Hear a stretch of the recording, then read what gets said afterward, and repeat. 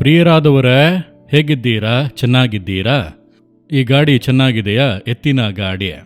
ನಾನು ಚಿಕ್ಕ ಹುಡುಗನಾಗಿದ್ದಾಗ ನಮ್ಮ ಮನೆಯಲ್ಲಿ 2 ಗಾಡಿ ಇತ್ತು. ಎತ್ತಿನ ಗಾಡಿ ಈ ರೀತಿಯಾದಂಥ ಇದು ಮನುಷ್ಯರು ಪ್ರಯಾಣಿಸುತ್ತಾ ಇದ್ದಂಥ ಕಾರು. ಆ ಒಂದು ಕಾಲದಲ್ಲಿ ಒಂದು ಕುಟುಂಬವೇ ಇದರಲ್ಲಿ ಪ್ರಯಾಣಿಸಬಹುದು. ಇನ್ನೊಂದು ಚಕ್ಕಡಿ ಗಾಡಿ ಎಂದು ಕರೆಯುತ್ತಾರೆ, ಭಾರ ಹೊರಿಸುವಂಥದ್ದು. ಅದು ಈ ರೀತಿ ಇರುವುದಿಲ್ಲ, ಅದರಲ್ಲೇ ಭತ್ತದ ಮೂಟೆ ಎಲ್ಲವನ್ನು ಕೂಡ ತೆಗೆದುಕೊಂಡು ಹೋಗುವುದು.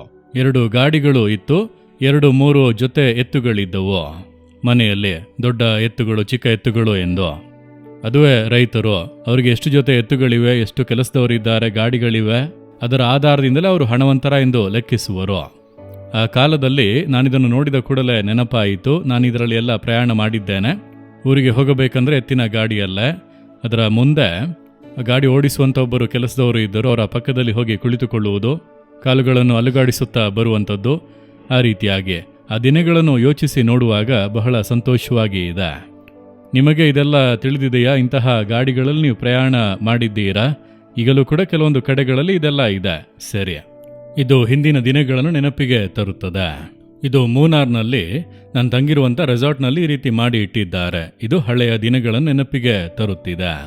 ಸರಿ, ಈ ದಿನದಲ್ಲಿ ದೇವರು ನನಗೆ ಯಾವ ವಾಕ್ಯವನ್ನು ಇಟ್ಟಿದ್ದಾರೆಂದು ಕೇಳಿದರೆ, ಯೆಹೆಜ್ಕೇಲನು 36:9 ನಾನು ನಿಮ್ಮ ಪಕ್ಷದವನು ನಿಮ್ಮ ಕಡೆಗೆ ತಿರುಗಿಕೊಳ್ಳುವೆನು, ಅಂದರೆ ನಾನು ನಿಮ್ಮನ್ನು ದೃಷ್ಟಿಸಿ ನೋಡುತ್ತಾ ಇರುವೆನು.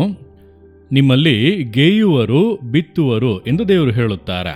ನಾನು ನಿಮ್ಮ ಪಕ್ಷದಲ್ಲಿ ಇದ್ದುಕೊಂಡು ನಿಮ್ಮನ್ನು ದೃಷ್ಟಿಸಿ ನೋಡುತ್ತಾ ಇರುವೆನು. ನಿಮ್ಮಲ್ಲಿ ಗೇಯುವರು ಬಿತ್ತುವರು ಅಂದರೆ ನಮ್ಮ ಜೀವಿತದಲ್ಲಿ ಒಂದು ಆಶೀರ್ವಾದ ಬೇಕು. ಆಶೀರ್ವಾದ ಬೆಳೆಯಬೇಕು ಅಂದರೆ ನಾವು ಬಿತ್ತಲ್ಪಡಬೇಕು. ದೇವರೇ ಹೇಳುತ್ತಾರಲ್ಲ, ಗೋಧಿ ಕಾಳು ಭೂಮಿಯಲ್ಲಿ ಬಿದ್ದು ಸತ್ತರೆ ಫಲ ಕೊಡುವುದು. ನಮ್ಮ ಜೀವಿತದಲ್ಲಿ ಕೂಡ ಕೆಲವೊಂದು ಕಾರ್ಯಗಳಿಗೆ ನಾವು ಅರ್ಪಿಸಿ ಬಿತ್ತಲ್ಪಡುವಾಗ ಬಹಳ ಫಲವನ್ನು ಕೊಡುತ್ತದೆ. ಹಾಗಾದರೆ ಅದಕ್ಕೆ ತ್ಯಾಗ ಮಾಡಬೇಕು, ಅರ್ಪಿಸಿಕೊಳ್ಳಬೇಕು. ಒಂದು ಬೀಜ ತನ್ನನ್ನು ನಾಶ ಮಾಡಿಕೊಳ್ಳುವಾಗ ಹೆಚ್ಚಿನ ಫಲ ಕೊಡುತ್ತದೆ. ಅದೇ ರೀತಿಯಾಗಿ ನಮ್ಮಲ್ಲಿ ಕೂಡ ನಮ್ಮ ಜೀವಿತವನ್ನು ದೇವರಿಗಾಗಿ ಅರ್ಪಿಸುವಾಗ ದೇವರಿಗಾಗಿ ನಾವು ಹೆಚ್ಚಿನ ಫಲವನ್ನು ಕೊಡುತ್ತೇವೆ. ನಮ್ಮ ಮೂಲಕ ಅನೇಕರು ಆಶೀರ್ವದಿಸಲ್ಪಡುತ್ತಾರೆ.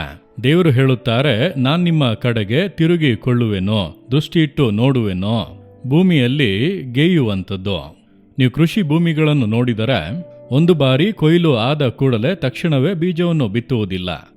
ಆ ನೆಲದಲ್ಲಿ ಗೇಯುವರು, ಹದ ಮಾಡುವರು, ಮೊದಲದನ್ನು ಉಳುವರು. ಅದಕ್ಕೆ ಈ ಎತ್ತುಗಳನ್ನು ಉಪಯೋಗಿಸುತ್ತಾರೆ. ನೇಗಿಲನ್ನು ಇಟ್ಟುಕೊಂಡು ಉಳುವರು. ಕೆಲವೊಮ್ಮೆ 4 ಜೋಡಿ ಎತ್ತುಗಳನ್ನು ಕಟ್ಟಿಕೊಂಡು ಸಾಲಾಗಿ ಉಳುವರು.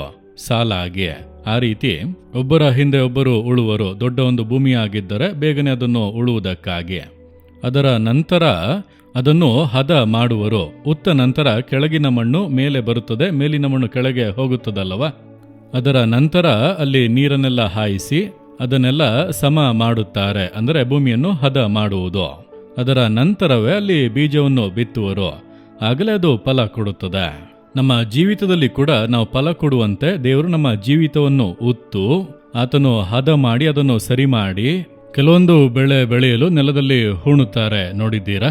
ಅಂದರೆ ಎಳ್ಳು, ಉದ್ದಿನ ಕಾಳು ಇಂಥವುಗಳನ್ನು ಹೂಣಬೇಕು. ಅಂದರೆ ಆ ಉಪಕರಣವನ್ನು ಇಟ್ಟು ಒಳಗೆ ಹೂತು ಆ ಮಣ್ಣನ್ನೆಲ್ಲ ಹದ ಮಾಡಿ ನೀರು ಹಾಯಿಸಿ ನಂತರವೇ ಅದು ಫಲ ಕೊಡುವಂಥದ್ದು. ನಮ್ಮ ಜೀವಿತದಲ್ಲಿ ಕೂಡ ದೇವರು ನಮ್ಮನ್ನು ಉಳುವರು, ಕ್ರಮಪಡಿಸುವರು, ಭೂಮಿಯನ್ನು ಹದ ಮಾಡುವ ಹಾಗೆ ಹದ ಮಾಡುವರು.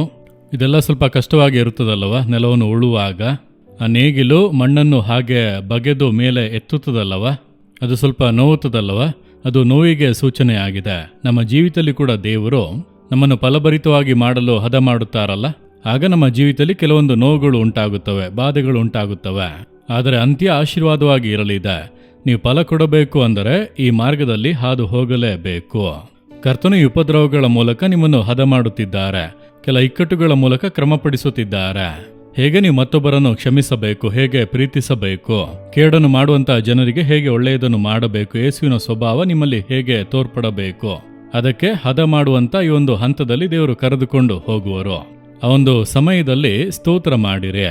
ಈ ಕಷ್ಟಗಳಿಗಾಗಿ ಸ್ತೋತ್ರ, ನಿಂದೆ, ಇಕ್ಕಟ್ಟುಗಳು, ಅವಮಾನ, ಉಪದ್ರವಗಳಿಗಾಗಿ ಸ್ತೋತ್ರ. ನನ್ನನ್ನು ಸಿದ್ಧ ಮಾಡುತ್ತಿದ್ದೀರಿ, ನಾನು ಹೇರಳ ಫಲ ಕೊಡುವಂತೆ ಆಶೀರ್ವದಿಸುತ್ತೀರಿ ಎಂಬುದಾಗಿ ಹೇಳಿರಿ. ಪ್ರತಿಫಲವು ಹೆಚ್ಚಾಗಿರುವುದನ್ನು ಕಾಣುವಿರಿ. ಹೇಳುವಿರಾ, ಯೇಸುವೆ, ನೀವು ನಮ್ಮನ್ನು ಕ್ರಮಪಡಿಸುವಂಥ ದೇವರು, ನಮ್ಮನ್ನು ಸರಿಪಡಿಸುವಂಥ ದೇವರು ಆಗಿದ್ದೀರಿ. ನಮ್ಮನ್ನು ಬಿತ್ತಿ ಫಲ ಕೊಡುವವರಾಗಿ ಮಾರ್ಪಡಿಸುತ್ತೀರಿ. ಅದಕ್ಕೆ ನಾನು ಅರ್ಪಿಸಿಕೊಳ್ಳುತ್ತೇನೆ ಎಂಬುದಾಗಿ ಈ ಮಗನು ಈ ಮಗಳು ಅರ್ಪಿಸುತ್ತಾ ಇದ್ದಾರೆ. ಅವರಿಗೆ ಸಹಾಯ ಮಾಡಿ ಹೇರಾಳ ಫಲ ಕೊಡುವಂತೆ ಆಶೀರ್ವದಿಸಿರಿ. ಯೇಸುವಿನ ನಾಮದಲ್ಲಿ ಪ್ರಾರ್ಥಿಸುತ್ತೇನೆ ತಂದೆಯೇ, amen amen. Jesus redeem Kannada YouTube channel ಅನ್ನು ಸಬ್ಸ್ಕ್ರೈಬ್ ಮಾಡಿ. ಸಬ್ಸ್ಕ್ರೈಬ್ ಬಟನ್ ಕ್ಲಿಕ್ ಮಾಡಿ ಮತ್ತು ಬೆಲ್ ಬಟನ್ ಒತ್ತಿ. ಅನುದಿನ ಕಾರ್ಯಕ್ರಮದ ಮಾಹಿತಿ ಪಡೆಯಿರಿ.